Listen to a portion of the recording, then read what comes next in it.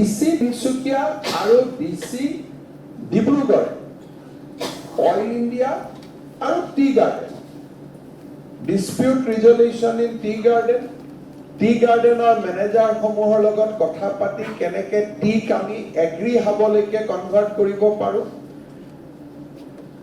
এটা সময় আছিল ডিব্ৰুগড় তিনসুকিয়াই ষ্টেটৰ ইকনমিক সবচে বেছি কন্ট্ৰিবিউট কৰিছে।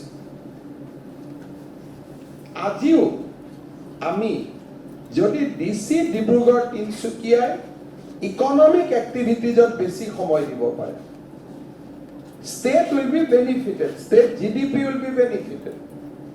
আমাৰ ইন্টাৰভেনশনৰ কাৰণে যদি কৰবাত দুটা নতুনকৈ গ্যাস ৰিজাৰ্ভিয়ৰ আইডেন্টিফাই হ'ব পাৰে, এক্সপ্লোৰেশন ফাষ্ট ট্ৰেক হ'ব পাৰে, আসাম GDP will improve.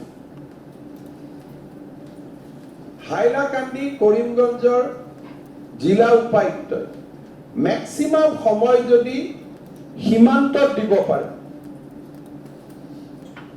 আমাৰ কাৰণে সেইটো বেছি প্ৰয়োজনীয়। কাৰণ এটা সীমান্তত হোৱা খেলি মেলিয়ে এটা ইকনমিক এবছৰৰ কাৰণে সেই জায়গাটো বন্ধ কৰি দিয়ে।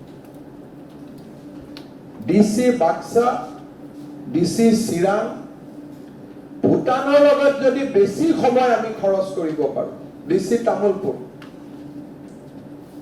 কাৰণ ভূটানৰ লগত টুৰিজিম গেলেংফুট তেওঁলোকৰ নতুন যিখন সিটি হ'ব গৈ আছে, তাৰ পিছত they will attract lot of tourists.